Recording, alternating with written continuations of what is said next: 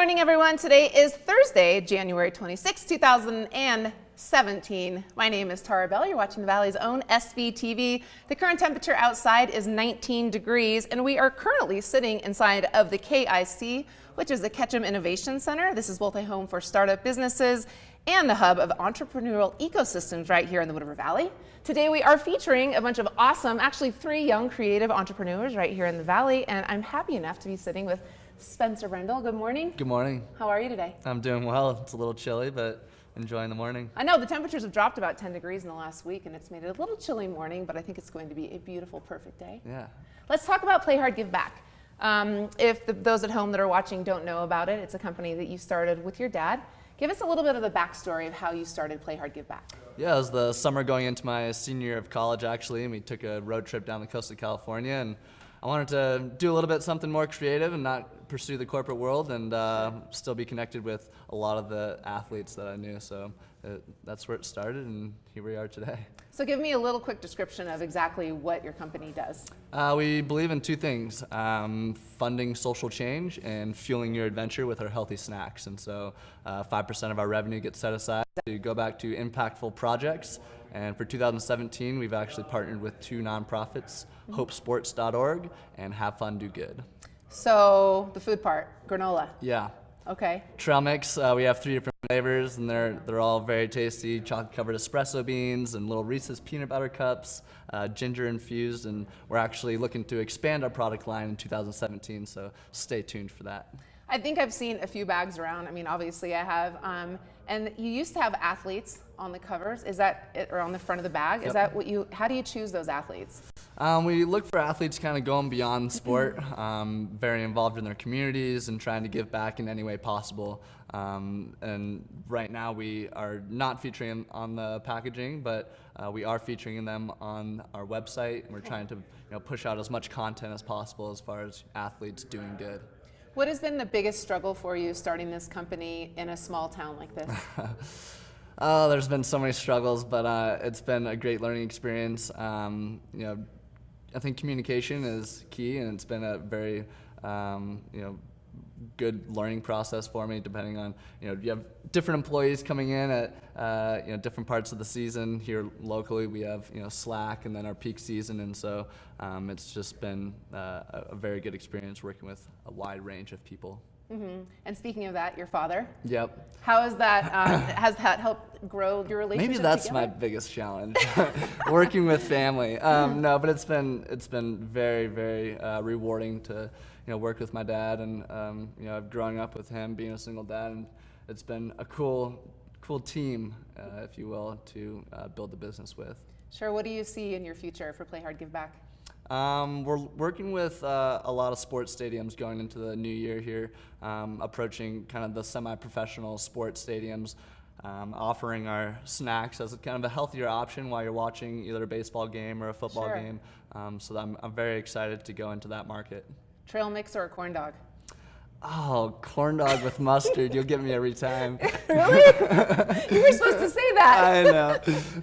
But trail mix, I'm very excited to be incorporating that into the sports stadiums. Awesome. Where locally can we grab a bag of your trail mix? Atkinson's right in the checkout aisle. Check it out. Awesome. Well, I'll check it out. Yeah, well, thanks for coming today. Thank you so much for inviting me. I appreciate it. Yeah, I'm going to dive right into that weather here in the Valley, because we all know how important that is.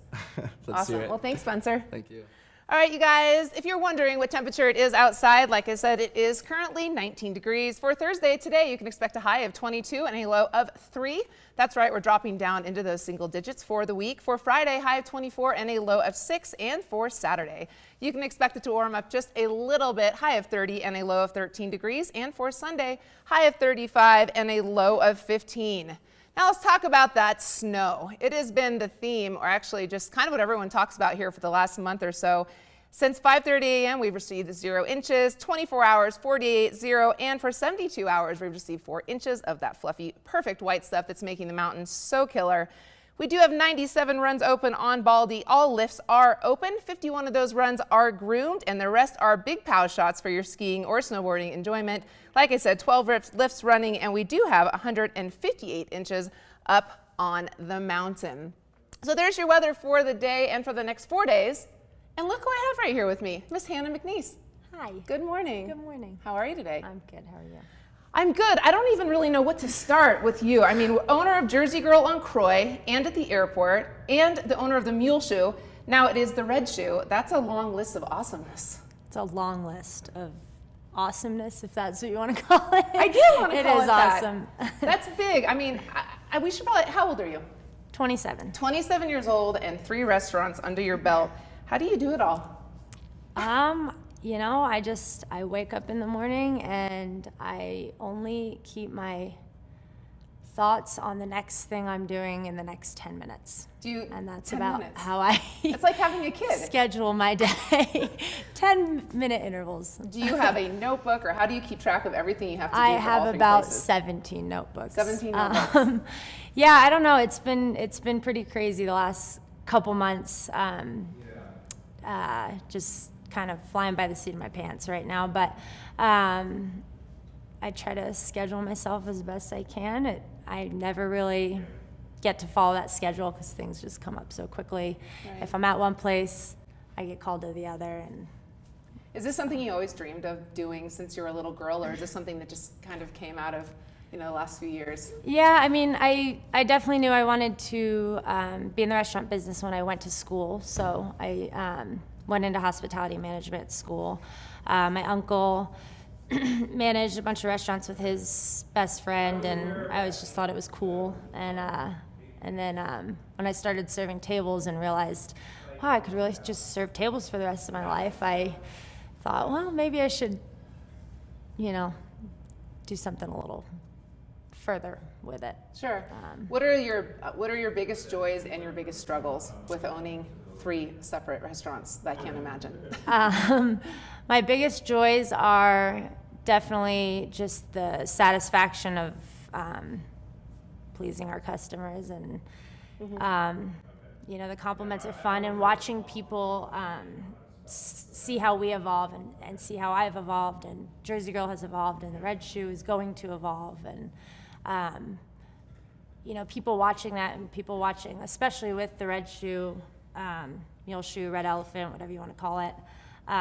There's so much history in it, and so it's cool to be able to take that history and, shape it into something new without throwing it all out the door. So. The Red Shoe, the Mule Shoe, the Copper Basin. A long time ago, my mom used to waitress there and take me there when I was little.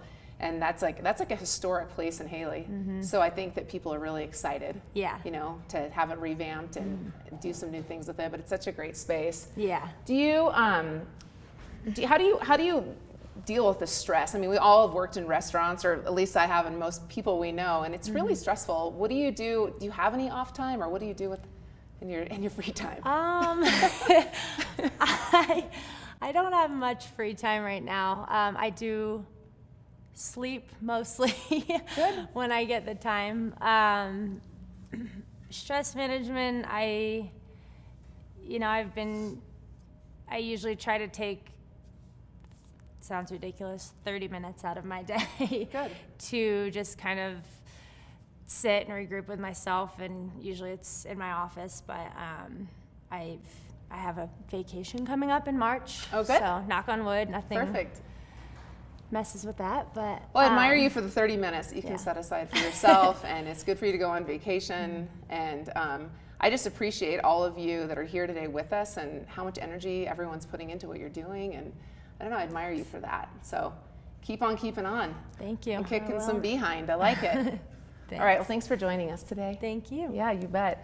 All right, folks, if you're wondering what you can do for this weekend, there's a lot of fun things happening in the Valley. Starting today through the entire weekend is the Sun Valley Free Skiing Spectacular on Dollar Mountain. Head over there and check out some serious talent. The film 0 Days is playing at 7 o'clock p.m. at the Magic Lantern, a documentary about the world of cyber war. The Nordic Festival does kick off the 11-day annual Sun Valley Nordic Festival. Check out NordicTownUSA.com for the full schedule of the events. And Friday, it looks like 8 until 12, the Paul Tillotson release party is at Whiskey's. You can check that out. Their tickets are $10, and all proceeds do go to Paul Tillotson Music Scholarship Fund. And Friday and Saturday, the Sun Valley Suns take on the Vail Yeti at the Campion Ice House. The game does begin at 7 o'clock p.m. And those are the events coming up this weekend. And look who's here with me. Mark Oliver, the Beeve, hanging out with us today in the KIC. How are you today? I'm doing great. How are you, Tara? I'm doing really well. I had no idea that you started another great thing here in the Valley called the Hot Water Inn, which is a hostel that we've been waiting and dying for to come to the River Valley, and you did it. Sure. Yeah. It was just something I was approached by my fiddle player, Connor. Someone had approached him about maybe just starting a hostel, and I think he tugged at my heartstrings by saying like, hey, we could do live music there. And you're like, yes. And that has been another kind of thing that, over the last couple years, I've just been doing like live music and trying to find cool and interesting spaces. And so I said, why not? Let's take over. And if you don't know, the space is at the base of Warm Springs, right in the old residence hall for the community school. So those kids moved out, and you moved your hostel right in. Is it up and running? Is it ready to go? It is not quite up and running, but it's close. Being that this is something that's completely new for me, I'm learning a lot just about, well, what do you need to run a hostel, and finding the correct way to do things. And linens are expensive, so this week we're gonna put linens on beds and start looking towards renting rooms out. Hopefully, maybe by first week in February. So. Yeah. Awesome. And the Hot Water Inn, most of us probably know why you named it the Hot Water Inn, but tell me, is there a story behind that name? I don't know. I mean, I love hot springs. If you live in Idaho, I think one of the biggest joys of being in Idaho is to just go sit in hot water, Yeah. And we are surrounded by hot springs, and the adventure of going to those places. And there is one very close to there. And so it's kind of a throw, one, to the hot springs that I love in the Warm Springs area, and two, it kind of has this kind of like classic Sun Valley feel, and I think that was kind of like, hey, let's call it the hot water. That'll be hilarious. No, I mean, I think it's perfect, and Awesome. It sounds kind of Western and old school, and I really like that part. Totally. You've been pretty vocal, I would say, in the last 2, 3, 4, 5, 6, 7, 8 years about. Great, what's coming? I know, I was like, I'm gonna put Beeve in hot water. That's what I'm gonna do. But see, you're putting me in hot water. Yeah, see, I that's know. the other thing we thought was hilarious. Right, Okay. no, I love it. I'm totally with it. feeling you on that. You've just been pretty vocal about having a voice for young people in this valley and creating space for people to do what they love to do with the spot and now with the youth hostel. What's kind of your driving force behind staying here and just like making things happen? Yeah, I have to be honest. I came back after college and I didn't intend to stay. I was gonna leave. Sun Valley didn't seem like it for me. Sure. And I came back and I really have this love for this place. And in recent years, it's this forthing and backing on how you sustain as a young person in this town, and keep doing the things that you love and be able to do it. And sometimes that's a really difficult thing in this town. Whether it was music and being in the right place, or whether it was doing films and being able to do that, and it's been a hard thing. What drives me? Gosh, just knowing that I'm contributing to this place, being able to see how fulfilled people are, maybe when a great music act comes through, or they're able to see something new, and I think that has been really fun. No matter how much work goes into it, I feel like this personal gratification from knowing that, like, hey, people are enjoying themselves and doing it in this town, and we're keeping young people coming here. I think a lot of young people will be watching this show. Do you have any advice for any young kids that are like, I have an idea, I have a passion, but I need a direction? Yeah, there will always be the challenges of life in those situations, and most people will say, well, I'll just leave my dream in my brain, and that'll be that. But I'd say, if you want something, do it, and it will be hard, and you will have to every day put one step forward, and that step might be an inch, or that step might be 2 feet backwards. In the last 3 weeks, I've had a lot of those moments, where it's like, hey, we got this thing's going really good, and then there's a leaky roof or something, and I have to go and shovel, and I would just say, to just follow what you want to do, and it will work out. But you just have to trust that it's going to work out. And you can't really depend on timing too. I mean, things will happen in their own time as long as you put the energy and the effort forward. Sure. And all of us here at SVTV are going through the same thing. I think that all 3 people here are going through, and I think that there's a lot of kids out there that are looking up to all 3 of you that were on the show today. And I just really appreciate you guys coming on, because it's hopefully it'll make a big impact. Yeah. And that's kind of what we're here to do. How did I get, How did I have to go last from Hannah and Spencer? Right? Like, I know. really I don't great know. on I Hannah, just thought so. I'm going to give it to Beeb. I'm going to throw him right in there. No, I appreciate on. you guys coming Well, today. thank you. Yeah, you Appreciate bet. it. You Yeah. bet. All right, everyone, thanks a lot for joining us right here on SVTV today. Make sure you do follow our page, like our page, ask us questions, whatever